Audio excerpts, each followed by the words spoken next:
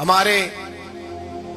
قادریہ سلسلے کے ایک شیخ گزرے امیر سید عبدالواحد بلگرامی رحمت اللہ علیہ، بہت بڑے درویش تھے، اعلیٰ حضرت کا پیر خانہ موریرہ شریف اور میرہرہ والے بلگرام کے مرید ہیں۔ بلگرام سید میر عبدالواحد بلگرامی کے پاس ایک نوجوان آیا تو اس نے آ کر کے عرض کی کہ حضور میں جوان ہوں، تو جب سے سنا نا مر جانا ہے، قبر میں جانا ہے، جنازہ دیکھا ہے، قبر میں بندے کو اترتے دے، مجھے موت سے بڑا ڈر لگتا ہے،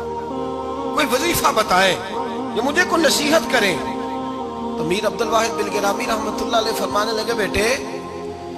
تیری جیب کس طرح کی ہے، پیسے کس طرح کے؟ کہنے لگا حضور بڑا کرم ہے اللہ کا، مالدار ہوں، خوشحال ہوں۔ آپ نے فرمایا ایک پروگرام، یہ نہیں اس کو نفسیاتی طور پہ مطمئن نہیں کیا، نہ آپ نے اسے کوئی وظیفہ بتایا، نہ ذہنی طور پر اسے کوئی لیکچر دیا، کہ فرمایا تیری مالی پوزیشن کس طرح کی ہے؟ کہنے لگا حضور میں الحمدللہ مالدار ہوں، اللہ نے مجھے نوازا ہوا ہے۔ آپ فرمانے لگے اس طرح کر، روزانہ کی بنیاد پہ صدقہ دینا شروع کر، اور فرض نماز کے ساتھ ساتھ روزانہ کی بنیاد پر چند نفل پڑھنے شروع کر،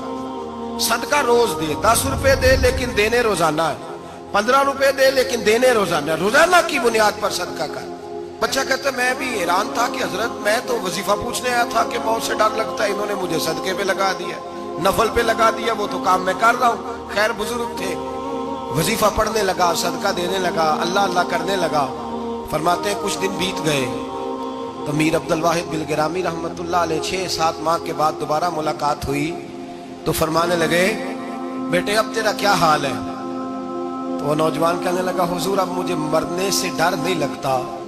بلکہ اب تو میرا مرنے کو دل کرتا ہے، تو دل کرتا ہے، ڈر نہیں لگتا، اب دل کرتا ہے۔ اور حضور آپ نے میرے ساتھ کیا کیا ہے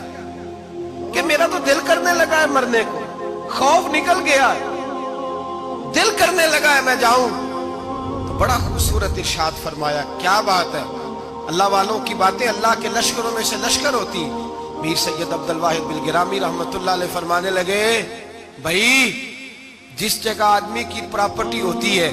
جس جگہ اس کا مکان ہوتا ہے، جس جگہ اس کی جائیداد ہوتی ہے، وہاں اس کا جانے کو دل کرتا ہے۔ فرمایا اب تو نے صدقہ دے کے نفل پڑھ کے جنت میں اپنا مکان بک کرا لیا ہے، اب وہاں تیرا پلاٹ ہو گیا ہے،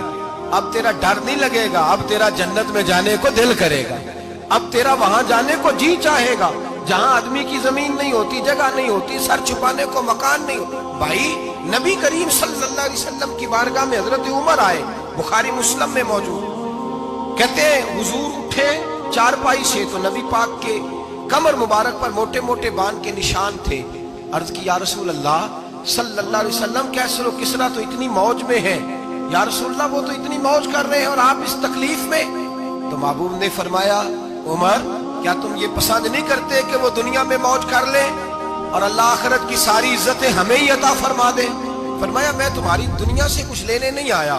میں تو بطور مسافر یہاں وقت گزار کے پیغام الہی دینے آیا۔ تو میرے بھائی جب توحید باری تعالیٰ پر توجہ ہوتی ہے پھر دنیا کی لذتوں پہ دل نہیں لگتا، پھر انسان ساری محنت آخرت کے لیے کرتا ہے، پھر اس کا خیال آخرت کی طرف رہتا ہے۔ اور میرے اعلیٰ حضرت فاضل و محدث بریلوی رحمت اللہ تعالیٰ علیہ فرماتے ہیں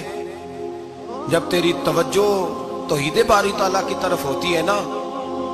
پھر تو اپنے آپ کو سنبھال کے نہیں رکھتا، پھر تو تیرا دل کرتا ہے میں جیوں بھی تو اللہ کے لیے، مروں بھی تو، بول کے بتائیے، جیوں بھی تو اور مروں بھی تو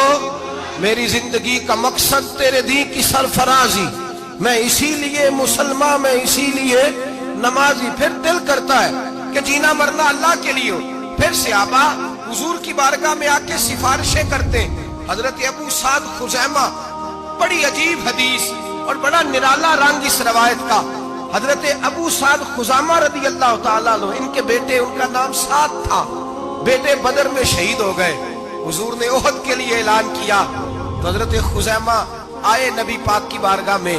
اور آ کے کھڑے ہوئے تو عرض کرنے لگے محبوبہ میں دعا کرانے آیا ہوں۔ صحابہ کہتے ہیں لب و لہجے میں اتنا حسن تھا، گفتگو میں اتنی مٹھاس تھی، اس کی بولی کے اندر اتنا پیار تھا کہ ہمارے دل مائل ہو گئے کہ یہ کیا کہنے آئے۔ حضرت خزیمہ عرض کرنے لگے یا رسول اللہ صلی اللہ علیہ وسلم میرا صاحبزادہ، میرے بیٹے محمد سعد وہ بدر میں شہید ہو گئے تھے، یا رسول اللہ میں شہادت سے رہ گیا تھا، حضور ہم دونوں باپ بیٹے کا ارادہ تھا جہاد میں آنے کا، ہم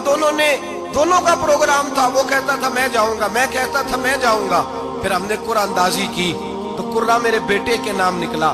بیٹا میرا آیا بدر میں، پھر اللہ تبارک و تعالیٰ نے اسے شہادت عطا فرمائی، وہ شہید ہو گیا۔ یا رسول اللہ صلی اللہ علیہ وسلم، آپ نے کل اعلان فرمایا ہے کہ احد کے لیے جانا ہے، اور رات ہی کو میرا بیٹا مجھے خواب میں ملا ہے، اور میں نے دیکھا ہے وہ تو جنت کی نہروں کے قریب سیرے کر رہا ہے، اور مجھے کہہ رہے ابا جی جلدی آ جائیں، یہاں مل کے رہیں گے، مل کے وقت گزاریں گے۔ یا رسول اللہ صلی اللہ علیہ وسلم، میں بے چین ہو گیا ہوں اس کے پاس جانے کے لیے، دعا فرمائے اللہ مجھے بھی شہادت عطا فرما دے، اللہ مجھے بھی شہادت دے دے۔ صحابہ کہتے ہیں اس کی عجیب، اس کا دعا کرانے کا، ہم نے تو دیکھا تھا لوگ دعا کرانے آتے ہیں کوئی مصیبت کے لیے، کوئی پریشانی کے لیے، کوئی آزمائش کے لیے، کوئی بیماری